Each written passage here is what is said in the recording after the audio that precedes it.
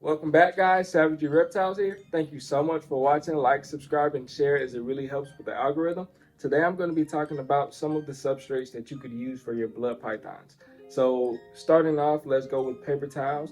You can use paper towels, but personally I would stay away from that just because when you feed these guys, or any snake that you have, it doesn't even have to be a blood python, their teeth can get snagged on that paper towel.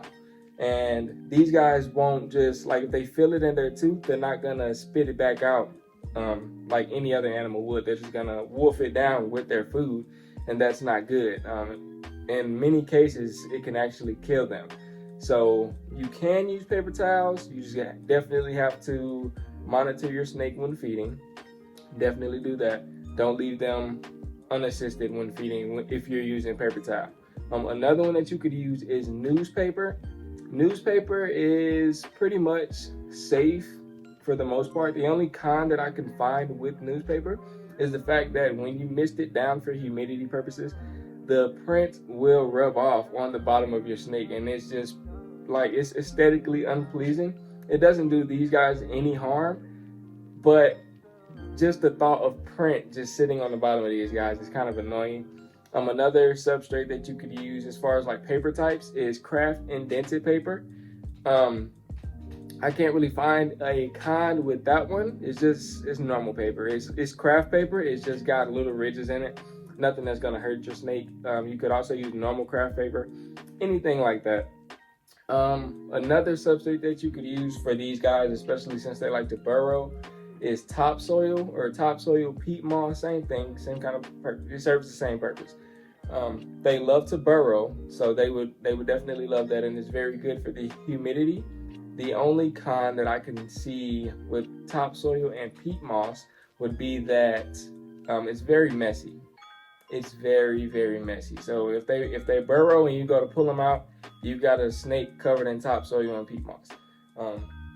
It'll give them the layer that they need to burrow comfortably. I normally provide them 4 to 5 inches of substrate. I use Reptichip and a mixture with sphagnum moss, so they definitely burrow in there, and it's a lot cleaner than, let's say, what a topsoil or peat moss would be. But if you are the person that loves topsoil and peat moss, you can definitely use that. With these guys, it's just going to be very messy for you since they do love to dig deep in there. Another one that you could use is sphagnum moss. You can use sphagnum moss solely by itself, or you can use it mixed in with something else. I've seen people use sphagnum moss by itself, and it serves its purpose, especially when you mist it down or wet it down or whatever. Whether you pour water in or you use a spray bottle and you spray it, it definitely serves its purpose for the humidity. I've seen a lot of people definitely do it with their babies, like their hatchlings. Setting up if you're a breeder, or you are a new breeder, or you're wanting to become a breeder, I think sphagnum moss is the substrate that you can definitely use for setting up hatchlings, or paper. I think paper would be best for hatchlings, but I have seen quite a few people use sphagnum moss setting up new hatchlings, especially when they're putting them in their tubs. So sphagnum moss can definitely be used. I feel for the depth that they need to burrow, that 3 to 5 inch space, I feel like the sphagnum moss could get pretty expensive. So me personally, I pay about $14 per pouch or bag or whatever of sphagnum moss, and that doesn't even cover not even an inch of it. So if I was just to use just sphagnum moss, and let's say I use Brock's enclosure, he's in a 4x2x2 enclosure. If I use one whole bag, that doesn't even cover the entire bottom. So if I wanted to provide 4 to 5 inches of sphagnum moss just for him to burrow, I'm looking at well over $100 just for the sphagnum moss itself. So that is specifically why I use a cocoa husk mixed in with that. That's also another substrate that you could use is cocoa husk. So they have different brands. They have Reptichip, which is what I use. That's the most common brand. You can get it from reptichip.com or Amazon, and I'm pretty sure some pet stores sell it. I haven't seen it ever in a store. They have Gopher Cocoa, Pro Cocoa, and I believe there's one called Cocoa Blocks by Freedom Breeder. I've never used Cocoa Blocks. I heard that the chunks were kind of big, but if that serves your purpose, go ahead and use Cocoa Blocks. Gopher Cocoa is kind of new. Well, not necessarily new, but it was kind of founded recently. I do want to test Gopher Cocoa out. And I do have some people local that carry it, so I could just pick up a breeder block of it to see how it goes. I'll test that out. But in my experience, kind of a Pro Cocoa and Rep the Chip kind of serve the same purpose. They have the same textures, it's the same chip sizes. I really couldn't find a difference in them. Maybe the dust particles in the between the chips, I couldn't find a difference at all. Maybe the fiber sizes are different, but I could not find any difference between Rep the Chip or Pro Cocoa.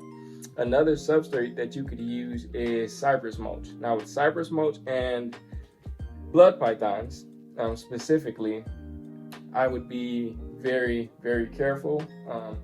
I had Brock on cypress mulch in the beginning, like when he first got here, just because I needed to hurry up and set his enclosure up, because like I said, when he got here, he was literally in the tub with mud.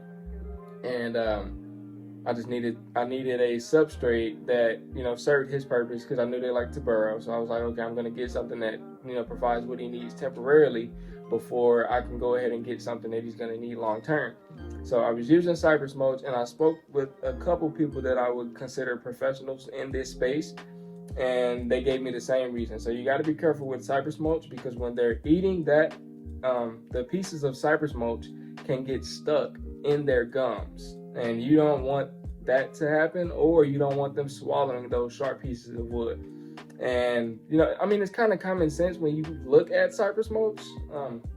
The wood can be very sharp, so it's like you picking your poison. You either use it and run a lot of risk, or you find a way better alternative.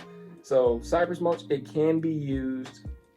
Just definitely monitor when feeding. If you are the person that wets your rodents before feeding them, if you feed frozen thawed and you thaw the rodent out in water, I wouldn't use cypress mulch, because those pieces of wood will get stuck on the rodent. I've had it personally happen, and I had to remove the rodent before my snake struck at it, because I knew that if those pieces of wood were still on that rodent as he took it down, there's a chance that he could have passed that, and there's a chance that something else could have happened. So it's just best to avoid those risks. But yeah, those are the type of substrates that you can use with these guys. Again, topsoil and peat moss is very, very messy, but it's safe. Paper, a lot of people keep them on paper. If you are the person that has hundreds of snakes, paper is probably going to be your best bet, because filling up all of those enclosures or tubs or your rack systems or whatever it is that you use with anything else besides paper, the peat moss, topsoil, a cocoa husk, cypress mulch, whatever it is, that number is going to add up quick. So if you keep a ton of snakes, paper is probably your best option. Again, paper towel will kind of just monitor your snakes when eating, but it's safe to use. But if you have a lot of snakes, definitely use paper. If you can afford the other options, go right ahead. But if not, then paper is the best bet. Thank you guys so much for watching. If you guys want to keep up with any new videos that's going to come out in the future, go ahead and hit that subscribe button, and then hit the bell after that to get notified for any and all videos that I post. And as always, guys, take care of your reptiles.